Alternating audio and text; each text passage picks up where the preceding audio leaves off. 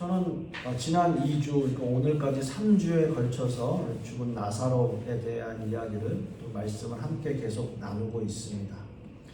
오늘 본문 말씀의 배경을 보면 당시에 나사로가 장사되었던 곳, 그 장소가 바로 베다니라고 하는 곳이고요.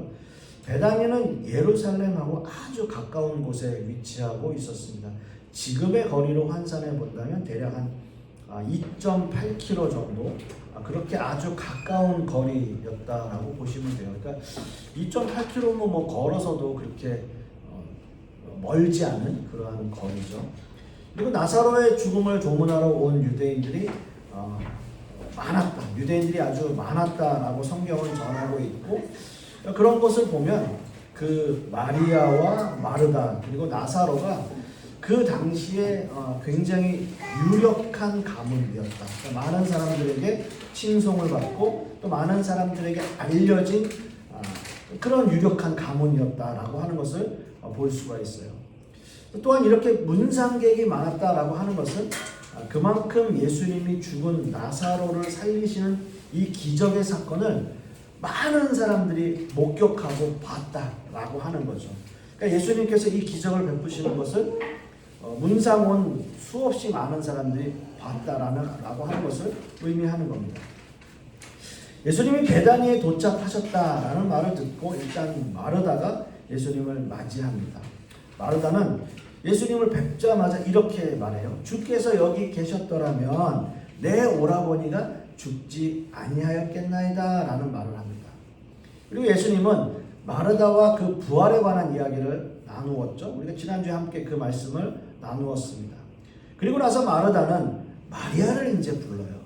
예수님은 아직 마을로 들어오지 않은 상태였고 마르다와 말씀을 나누시던 곳에 그대로 서 계셨습니다. 예수님이 마르다를 만난 자리에서 함께 집으로 들어가지 않으시고 마리아를 기다리신 것도 어떤 의미에서는 예수님이 마리아에게 따로 하고 싶은 말씀이 있으셨던 것이 아닌가라는 생각을 해보게 됩니다.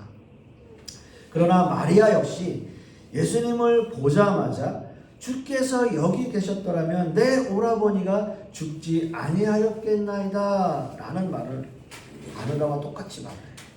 마르다도 예수님을 보자마자 아유 예수님 여기 계셨다면 내 오라버니 죽지 않았을 텐데.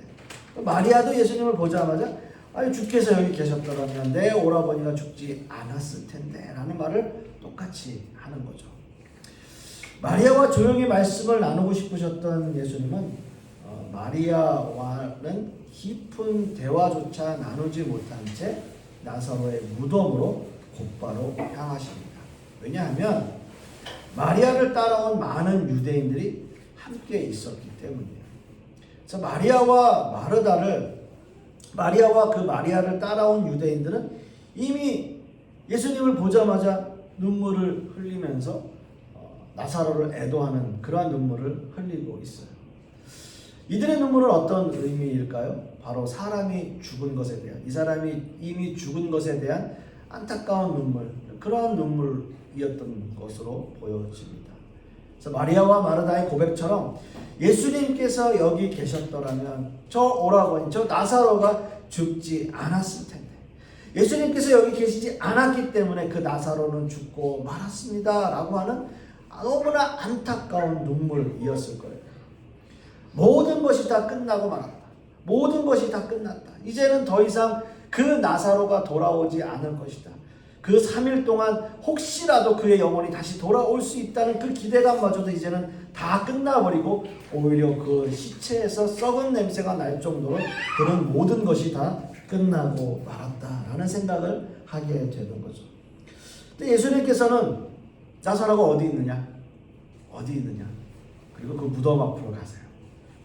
나사로의 무덤 앞에서 예수님 역시도 눈물을 흘리셨어요. 여러분 한번 생각해 보세요. 그 광경을 한번 생각해 보세요. 마리아를 따라온 많은 유대인들, 그 유대인들은 그 나사로의 안타까운 죽음을 보면서 눈물을 흘리고 있고, 예수님 역시도 그 나사로의 무덤 앞으로 가셔서 그 나사로의 무덤을 바라보시면서 눈물을 흘리고 계십니다. 예수님이 흘리시는 이 눈물은 과연 어떤 눈물이었을까요? 어떤 의미에서는 뭔가 소리 내지 않으시면서 이렇게 뒤에서 보면 뭔가 어깨가 들썩들썩 할 것 같은 그런 절제된 눈물을 의미하고 있는 것이 아닐까라는 생각을 해보게 됩니다. 그래서 그 예수님을 본, 그 예수님의 눈물을 본 수없이 많은 유대인들이 이렇게 말을 해요. 이에 유대인들이 말하되 보라 그를 얼마나 사랑하셨던가. 그렇게 말하면서 그중 어떤 사람은 이렇게 말을 합니다. 맹인의 눈을 뜨게 한 이 사람이 그 사람은 죽지 않게 할 수 없었더냐라는 말을 해요. 여러분 한번 생각해 보세요. 많은 유대인들이 예수님의 눈물을 보고 들었던 생각이에요. 예수님께서 나사로의 무덤 앞에서 눈물 흘리시는 모습을 보면서 야, 저분이 맹인도 눈을 뜨게 하셨던 분이고 어떻게 보면 죽은 자도 살리셨던 그런 능력을 갖고 계신 분이 정말 진짜 메시아신데 근데 이 나사로는 죽지 않게 할 수 없었을까? 라는 생각을 하는 거죠.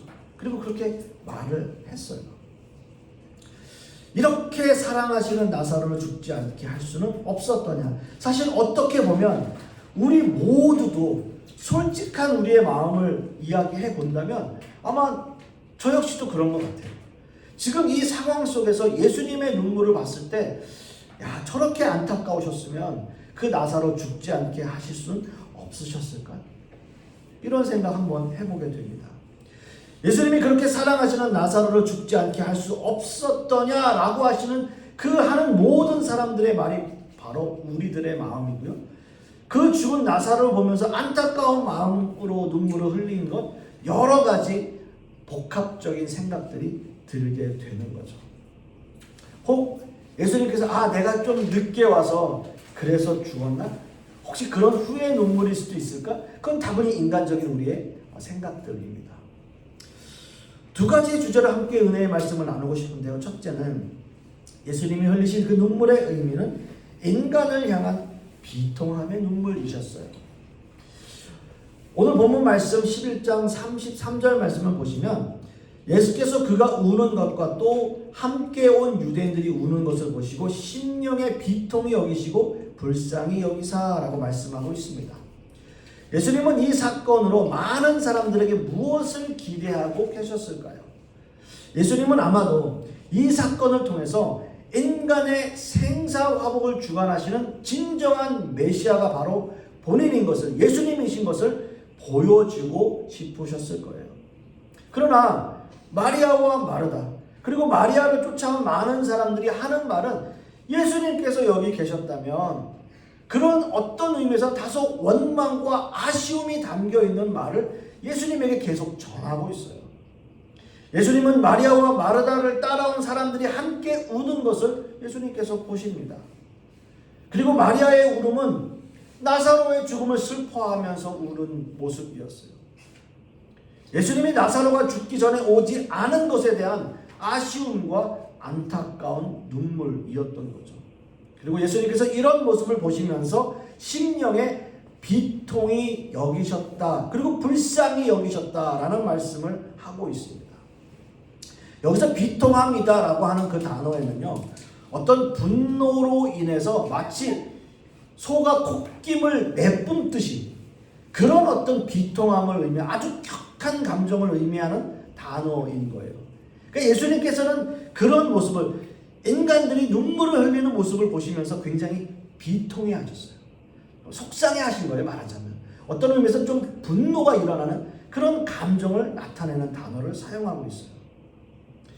요한복음 11장 38절에도 똑같은 단어가 사용되고 있는데요. 이에 예수께서 다시 속으로 비통히 여기시며 라고 말씀하시는 이 비통함에서도 같은 의미를 가지고 있습니다. 어떤 의미에서는 인간의 생사화복을 주관하시는 분이 바로 하나님이시고 바로 예수님 메시아이신데 온 인류를 향한 인간의 죄된 모습, 바로 그 앞에 메시아가 계시고 그 앞에 하나님이 계심에도 불구하고 그를 믿지 못하고 인간 스스로가 저렇게 좌절하고 저렇게 비통해하고 애통해하는 그런 모습을 바라보시는 예수님의 어떤 분노를 드러내는 단어인 것이다 라고 하는 거죠. 생명의 주관자이신 예수님이 지금 그들과 함께 있음에도 불구하고 믿질 못해요. 예수님께서는 다시 살아날 것이다 라고 말씀을 하고 있지만 먼 훗날에 그가 살아나긴 날 거예요 라고 이야기하는 믿음 없는 모습을 보면서 또 비통해 하십니다. 그렇습니다, 여러분. 예수님의 눈물은 사망의 권세에 지배당하고 있는 인간의 상태에 대한 처절한 분노를 나타내시는 거예요. 생명의 주관자 되시고 인간의 생사와 복을 주관하시는 메시아이신 예수님이 직접 말씀을 하시는데 어둠의 권세에 사로잡혀 있는 인간들은 그 생명의 빛을 이해하지 못하고 있는 모습입니다. 예수님께서는 그들에게 계속 말씀하세요. 나사로가 죽지 않았다. 나사로는 잠들었다. 그가 다시 살아날 것이다. 계속 그들에게 말씀을 선포하고 있어요. 근데 그들은 이야기합니다. 아니에요. 이미 죽었어요. 시체에서 썩은 냄새가 나고 있습니다. 이미 죽은 지 나흘이나 되었고 그 시체는 이미 썩었습니다. 계속 이야기하고 있는 거예요. 여러분, 생명의 주관자 되신 예수님께서 그 예수님의 말씀을 믿지 못하는 그 무지한 백성들을 보시고 눈물을 흘리시는 거예요. 어떤 의미에서는 이 시대를 향한 눈물일 수도 있어요. 2000년 전에 그저 한 번 흘린 그 눈물이 아니라 그것이 지금 이 시대에도 계속되고 있는 저와 여러분 또는 이 시대의 교회를 향한 눈물일 수도 있어요. 계속 우리에게 말씀하시는 거예요. 복음이 살아있다고. 하나님의 말씀이 살아있다고. 하나님께서 살아있다고 계속 말씀하시는데 많은 교회와 사람들은 없다고 이야기해요. 예수님이 없고 교회는 이미 세상에 물들었고 영적인 무감각으로 살아가고 있는 그 모습을 보시면서 비통하시고 애통해 하시겠죠. 사랑하는 성도 여러분, 예수님이 흘리신 눈물의 의미를 다시 한번 생각해 보세요. 예수님은 결코 나사로의 죽음을 두고 눈물을 흘리신 게 아니에요. 예수님의 눈물은 그 사망 권세에 사로잡혀 있는 그 인간의 죄된 모습을 향한 눈물이셨어요. 어떻게 보면 죽을 수밖에 없는 우리를 살리시고 우리에게 영원한 생명을 주신 분이 바로 메시아이신데 우리는 그것을 믿지 못하고 그저 복음은 그냥 이런 겁니다. 세상은 그냥 이렇게 돌아가게 되어 있습니다. 하나님 그렇지 않아요. 생각하시는 것보다 더 그렇지 않아요. 더 나빠요. 라고 계속 부인하는 그러한 모습을 보면서 눈물을 흘리시지 않을까요? 간절히 소망하기는 지금 이 시대의 교회가 해야 할 일, 예수님의 음성을 듣고 다시 살아날 것이라는 그 예수님의 말씀을 믿고 붙잡는 거예요. 그것이 이 시대의 교회가, 이 시대의 성도가 해야 할 일이고요. 예수님께서 흘리신 그 눈물의 의미를 깨닫는 모습일 것입니다.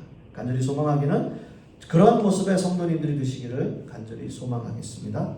두 번째는요. 예수님이 흘리신 눈물의 의미는 인간을 불쌍히 여기시는 사랑의 눈물이셨습니다. 우리가 함께 읽은 본문 33절에서 35절까지의 말씀을 다시 보시면 예수께서 그가 우는 것과 또 함께 온 유대인들이 우는 것을 보시고 심령의 비통히 여기시고 불쌍히 여기사 이르시되 그를 어디 두었느냐 이르되 주여 와서 보옵소서 하니 예수께서 눈물을 흘리시더라 라고 말씀하고 있어요. 예수님이 눈물을 흘리시기 전 예수님은 마리아와 그 마리아를 따라온 유대인들이 함께 우는 것을 보시고 심령에 비통히 여기셨다라고 말씀하고 있습니다. 제가 처음에 말씀드렸던 것처럼 굉장히 화가 나고 경노하는 그러한 모습이셨어요. 근데 여기서 불쌍히 여기사라고 하는 이 단어의 의미는 스스로 동요되었다라는 거예요. 스스로 동요되었다. 그러니까 불쌍히 여겼다라고 하는 것은 마음이 동요되었다. 즉 예수님은 사람들의 불신앙과 무지에서 오는 그 분노와 함께 뭔가 마음의 동함이 있었어요. 그것이 불쌍한 마음이었어요. 예수님의 눈물은 인간들을 향한 사랑의 마음이었습니다. 죽음을 당한 나사로를 향한 안타까운 마음이 아니라 죄된 인간의 모습으로 죽을 수밖에 없는 그 인간의 상태에 대한 사랑의 마음이었어요. 인간 스스로 돌이킬 수 없는 죽음이라는 형벌을 받고 있는 인간을 향하신 예수님의 눈물을 의미하고 있는 겁니다. 예수님은 예루살렘 성을 입성하시면서 예루살렘 성을 바라보시고 우신 적이 있어요. 누가복음 19장 41절에 44절 말씀을 보시면 가까이 오사 성을 보시고 우시며 이르시되 너는 오늘 평화에 관한 일을 알았더라면 좋았을 뻔하였거니와 지금 네 눈에 숨겨졌도다.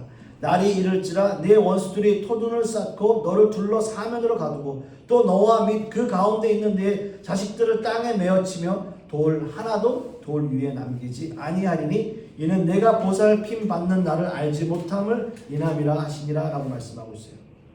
여기서 우셨다라고 하는 것, 우시며 라는 단어에는 단순히 눈물을 흘리는 것이 아니라 소리를 내어서 통곡하셨다라고 하는 것을 의미해요. 예수님께서는 많은 사람들이 예수님이 예루살렘 입성을 환영하며 예수님을 따르고 있는데 예수님은 그 무리를 아랑곳하지 않고 지금 예루살렘 성을 바라보시며 눈물을 흘리셨어요. 그것은 안타까움이고요, 사랑의 눈물이었습니다. 여러분, 역사적으로 예루살렘 성은 AD 70년 로마의 디도 장군에 의해서 함락되어졌고요. 예루살렘 성을 함락시키기 위해서 파병된 로마의 군대가 3일 만에 그 토성을 쌓아 올린 그 성을 포위하고 그 당시 유월절을 지키기 위해 예루살렘 성으로 모여든 100만 명이 넘는 유대인들을 성 안에 가둬두고서 기근과 질병으로 인해서 죽어갔던 예루살렘을 볼 수 있습니다. 이런 모습을 이미 알고 계셨던 예수님은 예루살렘 성을 바라보시며 눈물을 흘리실 수밖에 없었던 거예요. 사랑하는 성도 여러분, 예수님이 흘리신 눈물의 의미는 우리 인간을 향한 사랑의 눈물이었고요. 우리를 너무나 사랑하셨기에 사망 권세에 붙들려 있는 우리의 모습에 너무나 안타까워서 우셨던 겁니다. 죽음이라고 하는 그 형벌 아래 놓일 수밖에 없는 우리의 모습, 그 모습을 보셨기 때문이에요. 말씀을 맺습니다. 사랑하는 성도 여러분, 예수님께서 흘리신 눈물로 인해서 우리는 새로운 생명을 얻은 하나님의 백성, 하나님의 자녀가 되었습니다. 그렇기 때문에 이제 더 이상 우리는 이 세상을 내 마음대로, 내 뜻대로, 내 생각대로 살 수만은 없어요. 이제 예수님의 눈물의 의미가 무엇인지를 깨닫고 그 눈물의 의미를 안다면 우리는 더 이상 죄된 인간의 모습이 아닌 하나님이 원하시는 그러한 모습으로 이 세상을 살아야 할 것입니다. 그 모습은 여러분들의 삶을 통해서 여러분들 스스로가 증명해 보이시는 거예요. 이제 더 이상 예수님이 흘리신 눈물을, 그 눈물을 더 흘리시지 않게 하는 것, 그것이 바로 우리가 이 세상을 살아가면서 해야 할 의무와 책임일 것입니다. 그래서 저와 여러분들 진정한 신자의 모습으로 살아가시는 저와 여러분들이 되실 수 있기를 간절히 소망하겠습니다. 기도하겠습니다. 아버지 하나님, 참 감사합니다. 예수님께서 죽은 나사로를 향해 흘리신 그 눈물의 의미가 무엇인지 깨닫고 그 눈물의 의미를 우리가 안다면 우리 역시도 세상 가운데 죽을 수밖에 없는 모습이었고, 그러한 모습 가운데 우리에게 새로운 생명을 주시고 영원한 생명을 주시며 하나님의 자녀로 삼아주신 것, 그것이 얼마나 큰 은혜이고 사랑인 것을 깨닫게 하여 주시옵시고, 그 깨달은 마음으로 우리가 이 세상을 더욱더 힘있게 은혜 가운데 살아가는 그러한 자녀들의 모습 될 수 있도록 역사하여 주시옵소서. 그리하여서 정말 하나님께서 우리를 위해서, 예수님께서 우리를 위해서 흘리신 그 눈물의 의미가 무엇인지 더욱 깨닫고 그 말씀대로 순종하며 살아가는 우리 성도님들의 모습 될 수 있도록 역사하여 주시옵소서. 이 모든 말씀 우리 주 예수 그리스도의 이름으로 기도하옵고, 이제는 우리 주 예수 그리스도의 은혜와 아버지 하나님의 극진하신 사랑과 성령님의 내주 교통하심이 이제 예수님께서 흘리신 그 눈물의 의미를 깨닫고 우리가 더욱더 신자다운 모습으로 살아가기를 소망하는 우리 하나님의 백성들 머리 위에, 그 자녀들 위에, 그 사업과 직장 위에, 그리고 풍요로운 교회 위에 이제부터 영원토록 함께 있을지어다. 아멘.